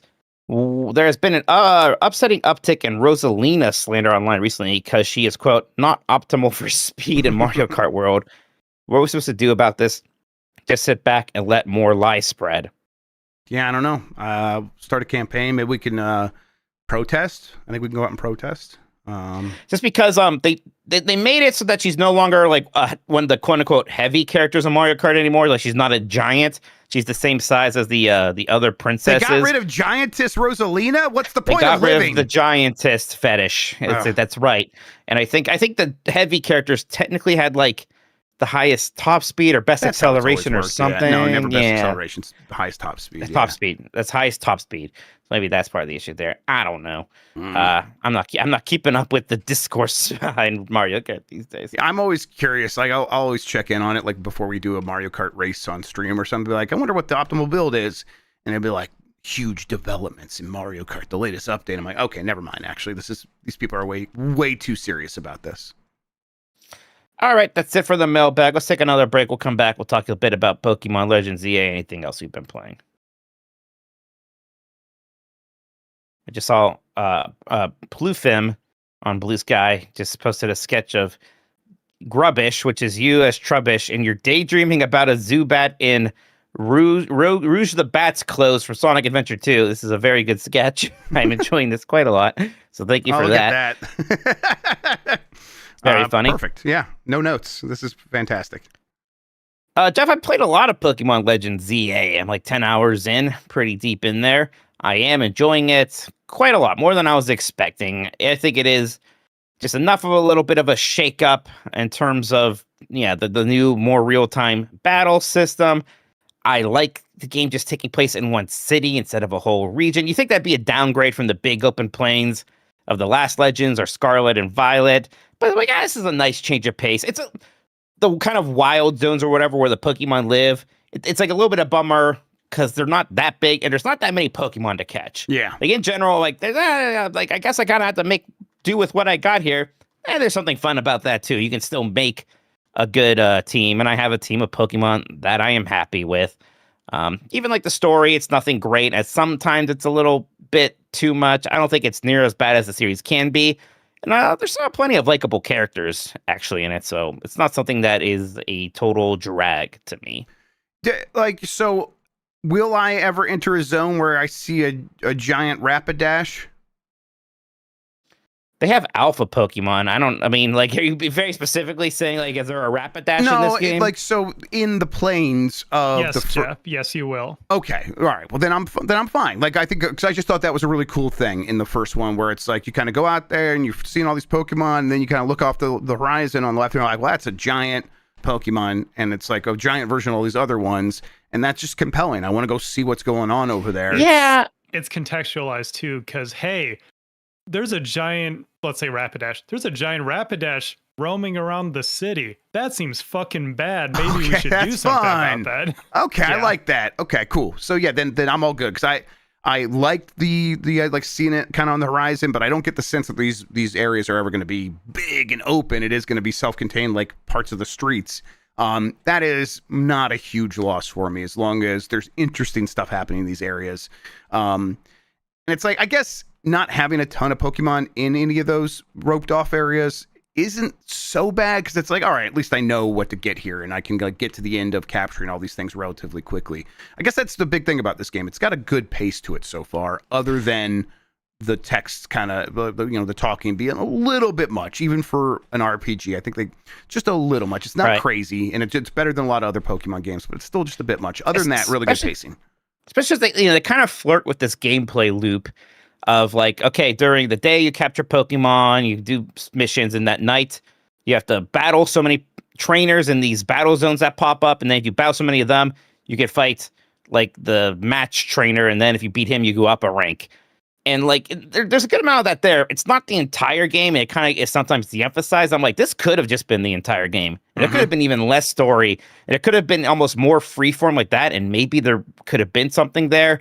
Maybe that would be too much of a departure, though, for the kind of the hardcore Pokemon fans. I don't know. Yeah, as it is, it's like I do think they do a good job of sort of bouncing back and forth between the various styles. And yeah, I'm enjoying it more than I thought I would, and I was expecting to like this game. So a win for Pokemon. Like, definitely this is where they need to be, I think, with some of these releases.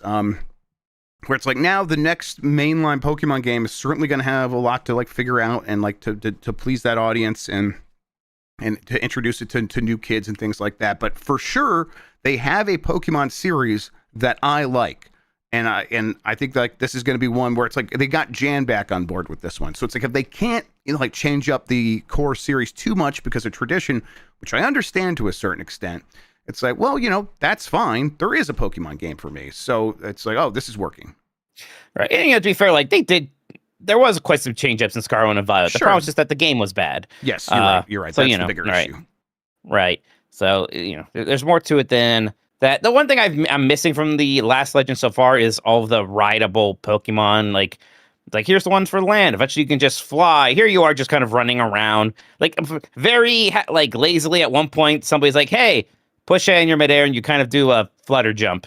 And it's like, for no reason, like, yo, you didn't know you could push this button on your phone to do a flutter jump? Like, what are you talking about? It's like the one movement ability I've gotten in this game. Whereas like part of me is like, oh, I wish I was doing like city parkour. Like, this should be wall running or something here. For a game where you're running around a city a lot, they don't make that process super interesting. Sometimes you're exploring rooftops, and that's fun. Yeah. They have these girders everywhere that are presented as platforming challenges, but all the platforming you can really do is fall or roll off of ledges. And again, with this phone thing, kind of do this really weird flutter jump hover thing. So like that stuff doesn't maybe feel as good as it should have. So no. Yeah, if there's like just like one more traversal platforming kind of mechanic, I think it would have made just the running around feel better. Yeah, and I think they shouldn't be afraid of like what that's going to do, because it's like, this is a game about exploring. Like, you want to make that a little bit more dynamic. I think that'd be fine. But in the end, it's a game about collecting cute critters, and they're cute, and I think they move and look really good. It's not like the combat is it doesn't look like a character action game for sure, but I'm never like, they leave gaps for your imagination to fill in some of the things that happen in the fights, but it's not requiring your imagination for everything the way they've done in some Pokemon games in the past. It's like, I don't know, this just looks like a modern video game that like holds back, because it would just be kind of pointless to do every single last frame of animation of this thing. And then the characters just look fantastic because they're Pokemon, and the art is always on point. at least for the starter level evolutions. I don't, like I've said before, I don't level a lot of the final evolutions for some of these critters, but that's fine. Okay then. Are you playing anything else you want to talk about? Let's see. I can't talk about that. I can't. I like still playing quite a bit of Tactics, although I've had to put it aside for a handful of other games that I'm playing. But I definitely got in a good flow with that. I kind of asked around about, hey, should I be underleveled? I think I might mention that somewhere else before, and that also unlocked some things, and I was making some progress on some of the jobs. I was like maybe debating about like I probably should look up some of the jobs I really want to get and some of the prerequisites so I don't waste some of this early time, because my time for this game is going to be limited. At a certain point, this is another re-release of a game that a lot of people have already played, and so the time I'm spending on it for like Game of the Year might not pay that much in terms of dividends for having interesting things to say during those conversations, but I'm really enjoying it. So let me see if I can find some balance there of really min-maxing some of these things early on in the game. I've not done that yet, but I think that's my plan. The next time I get like an hour to play that game is I'll come up with a strategy for some of the jobs I want to get and start putting some characters in that direction. I did like that I kind of beat a chapter and they immediately gave me some new characters for my army that were leveled up. It's like, okay, so even if I'm not leveling up every single one of these characters in my army, I'm going to be able to replace the ones that I've sort of left behind at level 1. Now these guys are level 8 or whatever. That was handy. So it's like, okay, I see the flow here. I see the pace and how it's all working, and I'm really on board with it now. Yeah, I still really want to play that after I beat Pokemon. Although the worry for me right now is that I also really want to play Dragon Quest 1 and 2 HE2D, and that's like a bit more than a week away. That's coming out on October 30th. Oh my God, yeah. Yeah, and it's Oh, you can play that on the flight home. There you go. Yeah, I'll do that. All right, Jeff. Do we have any more super chats? Yeah, I think we got a few more. Let me go ahead and bring them back up here, though. I think my website's gonna crash. I probably should just let that happen. Hell yeah. But no, we're good. All right, let's see here. I think we did this one from John. Yeah. So okay, here we are. Chris Quinton says cat anime is kid friendly. First episode is up on YouTube. Okay, I'll give it a look. See. And now, is it because Christian says cats were eating kids? Yeah, I'm saying I'm gonna go look myself, and I will determine look yourself. It. Yes, and you will see that I'm right. Okay. Sorry, y'all. No, that's fine. Yeah, we'll discover it and we'll see. John Bogovich says, "Hold on, I might be just discovering this is a very regional Metro Detroit / Oakland County thing. Basically, it's whipped cream cheese plus garlic. This is the garlic cheese dip."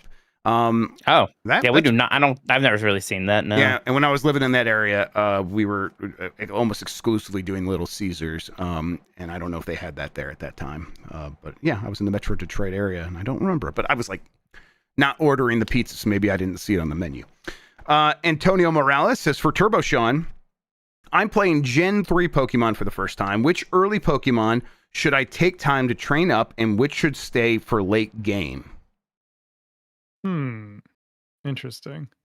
I assume by Gen 3 that they mean Ruby and Sapphire, and not like the remakes or anything like that. Probably. If you're looking for one to train up just because you want to like steamroll everything and just see what the game has to offer, kind of go easy mode. I mean, if you haven't already started, go with Mudkip, because Swampert, the final evolved form, is just overpowered as hell. But otherwise, like, if you're talking about like training stuff up like together, just rotate between like all your different team members and like get a diverse team of different types. You know, get like your water type, your fire type, your grass type, and then like switch between training them all up. So you have a team that's all around the same level. So if you do run into something that would take out your main Pokemon, you have something to counter it, waiting ready to go. And also by doing that, by making your team a little more leveled out, that makes the game a little bit more challenging too, because you might hit a trainer who's like a pretty high level and you're not expecting that, and that's a fun little challenge as well. Excellent. All right, let's see here from Shaggy Crow. You should have Mike record 5 to 10 versions of the brisket joke to play on random in a punishment room for the Bombathon. Sounds like a good plan to me. I wonder if I would hate it too. I wonder if I would hate going into a room listening to myself tell that joke. He does that and like gets sent in every single time. It's my punishment. You're just all trying to punish me. I know where it's going. Dubious Hoist about Foods. his own petard.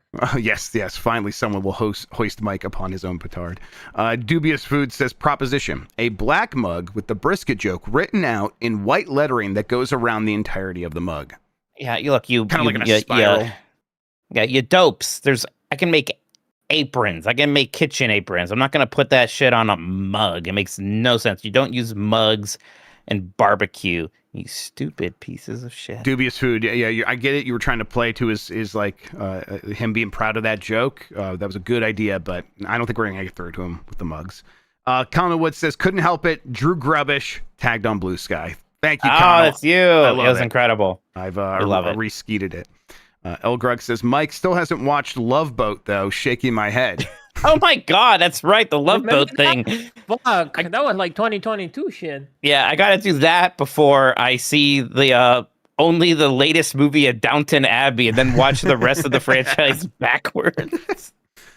Let's see here. Hex Prof says Rocket Knight Adventures would be perfect. Yeah, that'd be great. Oh, right. The problem is, like, they released a collection. They want you to probably buy that. That collection was expensive for, it has good games in it, but it's pretty bare bones. But yeah, they should just put Rocket Knight Adventures on NSO for sure. Did you get you got the physical version of that, right? Rocket Knight Adventures collection? Yes, I pre-ordered that thing from Limited Run or whatever, like when they announced it. It's like they always like to come out a year later. So it's like when it gets, I'm like, oh, right, this thing I spent too much money on. El Greg says, do indie PC games work with the Switcher? They do not. No. So it's just going to be kind of classic games, old games, basically Saturn, N64 or before for sure.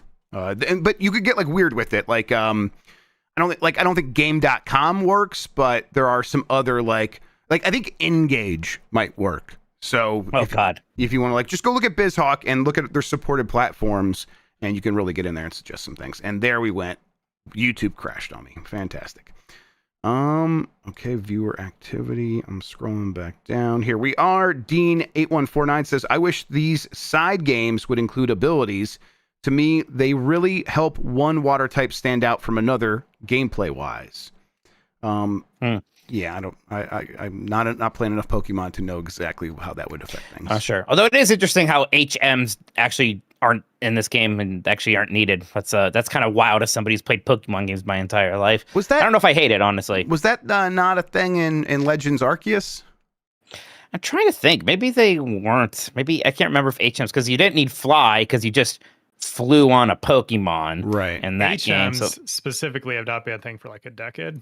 Oh. They got rid of that a long time ago. Really? Yeah. They've replaced it with other things like Ride Pokemon and Sun and Moon and stuff like that. And yeah, now the way that Legends EA does it, it's basically the HM system. They're just TMs now, so you're not locked into the move. Right, and it's like more than one move can break this rock, or yeah, or like you just need a fire move to burn down these branches. You don't need a specific move. Sun and Moon got rid of HMs. I forgot. I definitely played that and Sword and Shield. I just forgot HMs have been gone for a while. And to explain to Jeff, abilities are exactly what they sound like. They are like mostly passive abilities that Pokemon has. Every Pokemon has them in the mainline games. So it's like, let's take Voltorb, or no, Magnemite, because I think Magnemite actually has it. Magnemite, it's an electric type. It is weak to ground moves, but Magnemite has the ability Levitate because, it's a low floating magnet, dude. So it avoids all ground moves, which is really good because an electric type that avoids ground moves, hey, that it's not weak to ground type moves anymore. Interesting. That's what abilities do. I guess I didn't even just realize. So now, abilities. Those aren't in this game. That's interesting. Yeah, it would be kind of hard to like implement when because everything that happens in a match in Legends EA is like a ticker constantly like going by in the upper right-hand corner. I guess the trade-off is that the moves themselves can have a lot more properties than just sort of damage values or stat changes or like there's trap moves and more interesting things like that. Also, other Pokemon games must have done this before, but boy, as somebody who remembers the old way of like having to swap out moves, it sure is nice that all moves are just now in a list that you can swap in and out at any time if your Pokemon learn them. You don't have to find some guy or go get a new TM. Yeah, some of the quality of life stuff is super nice. Some of it, sometimes I wonder if it's too much. Like, I don't know, actually, and so I'm curious. Do you like that when you knock out a wild Pokemon, now they're just days and you can catch them? Do you think it takes away a little bit of the getting their health as low as you can to improve your chances of catching them? That's my problem with the Legends games in general, like as a personal problem. I just, like I said, it's the same problem I have with Pokemon Go. I don't like how Pokemon become like a resource where they want you to catch as many as possible in order to like basically check off a list. I do like how in the mainline games, they do challenge you to like, okay, you want to catch a Pokemon, you have to stop, you have to like do a battle, you have to like, put damage on the board without knocking them out. There's that risk reward in using all of your different moves. You have to think about it a little bit more. And then once you catch them is sort of the virtual pet thing of like, cool, I have a new partner on my team, a new little guy to hang out with and like walk around with and stuff. I see that. I do prefer the way the mainline games do that. But in terms of like the dazed thing in general, I think it's a cool middle ground for the Legends games. I actually think it's a good change over Arceus. That's the problem. Like, Legends made catching Pokemon, like actually like throwing a Pokeball, kind of too fun. They're like, we got to give people a reason to do that more often. It feels good mechanically. Yeah. And it's kind of like, but I agree with everything you said, where it's like, I don't necessarily love the idea of catching 15 of these guys. I kind of want to have mine, and that's it. All right, we got a handful more here from Chris Quinton. I spend more money just to say in the 12 episodes, or just to say in the 12 episodes out of the cat anime, there is no violence or blood. Super cute, and something I've shown to my 4-year-old. Chris, I'm going to go in there and I'm going to discover for myself, and I'll report back. Differently. Wait, if I keep antagonizing, maybe he keeps giving us money. That's true. There you go. That'll work. Okay. So I don't think so. I think otherwise. I think there's like I've told before. My kids really like that. There was a short on YouTube where it was the opening of Bluey, but it was Brian from Family Guy, and he would like be like, "Oh, it's," when they sing "Mom, Dad," they would just sing Brian each time. But then when they got to the end, Brian got hit by a car, and they just laughed. They thought it was so funny that this dog got hit by a car and was basically dying in the street. So they have a dark sense of humor, and I wonder if that would prepare them for this. For sure. Let's see here. X-Prof says, what the fuck is Mega Man Star Force? New collection coming. It was the kind of Nintendo DS sequel series to Battle Network. So they're similar to that, but not quite as well liked in general. But that's what it is. It's a sequel series to what? But Mega Man X is to Mega Man, Star Force is to Battle Network. Let's see here. EP Idiot Box says, we're stupid. Do you really think we want an apron or shower curtain with your stupid long barbecue joke on it? Yeah? Well, you have a point. How much? Yeah, you'll get just the punchline and you'll like it, by the way. And I'll be would you believe $50? I would believe it. Yeah, they're importing them from Mars. Rick Udig says, did you see that report on how many games aren't recouping their Steam upload fees, which is $100? Are these small devs treating their games like scratch-offs? I mean, yeah, it's a hit-driven business is another way of saying it's the lottery. And it's hard to pick winners. That's another way of saying it's the lottery. If your game takes off, it can make a lot of money. And most are not going to do that. In fact, most are not going to make back $100. This is not, it's not like news because, yeah, we knew this, but it's weird just to see it so starkly written out. Like, oh, yeah, none of these games make their money back. Andrew Stewart said, go Jays, go! Dodgers suck! Yep, definitely rooting for the Blue Jays. Yeah, I mean, I'm not like some people who think like the Dodgers winning again is going to ruin baseball or something. I mean, in it's fact, not good for baseball, but yeah.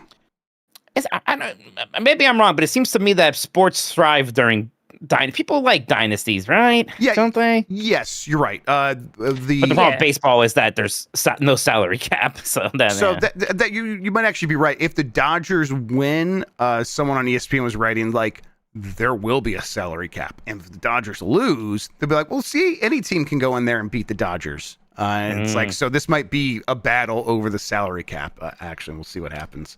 And it builds up like because people wants to see them getting beat. So like it builds up that. The Ric Flair mentality. Yeah. I think the dynasties, it really depends. If it's the Dodgers, people mostly are going to like it. Like if the Lakers, when they're a dynasty, really good for basketball. But right now, the Florida Panthers are a dynasty in the NHL, and that's not good for hockey. A fucking Florida hockey team. Get out of here with that nonsense. All right. And then finally, Chris Quinton. Don't tempt me, Christian. I'll send you money all day. I don't know if you can. Do it. I don't know if you can. Do it, you coward. I don't think he can. Yeah, eventually you run out of money. That's just how money works. All right, Mike. You know what? I'm just looking at pictures of your cat show on Google. It doesn't look very kid friendly to me. Honestly, I don't think I can handle it. These cats are very realistic. Oh my god, these cats look terrifying. Actually, I think you're a lying jerk. Night of the Living Cat. A little bit too much, but I respect it. This is cute. You come after my boy Christian by trying to give him money and calling him a liar? How dare you? Oh, thank you. The ends will justify the means. Call him a coward for just putting the punchline on there. He's not going to put the whole joke on there, everyone. He's a coward. I'm the merch master. You get what I deem acceptable and like it. No mugs! Oh, I think my kids are going to love this. They're going to love this. No, you gotta say the other word. I'm watching the trailer. We'll see. So far, it's just been like, oh, yeah. Okay. All right. Well, no more super chats, Mike. Well, we can get out of here. All right. Thank you so much, everybody, for hanging out with us Nintendogs tonight. We'll probably be watching that Kirby hour-long thing. And some of us will be going back to bed for a bit. And then tomorrow, Blight Club's back. Yep. Darkness of Dan's, more action there. And yeah, Bombathon. We're doing that this next week. So Monday, everybody, get ready for it. Yep, Monday into Tuesday. It's going to be a good time. What else, Grubb? What else are we up to? I don't know. I want to play RV there yet. It looks like a lot of fun, but hopefully we'll find some time for that. What do we do? Oh, we're going to do Power Wash for UPF because that game will be out by then. So that's why I hope it's that's another one on my fancy critic, which by the way I'm now projected to win instead of you. Yes. No one else believed in Jurassic World Evolution 3. No one else remembered that game exists but me. And I saw it. I was like, I bet that'll do pretty good. Did it get reviews? 85, wow. Baby. Eat my dino shit.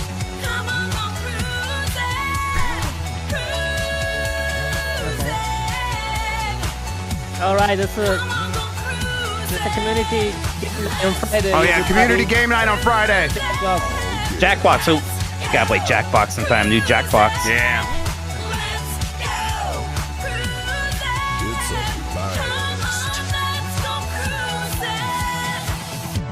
The Cum Gutters.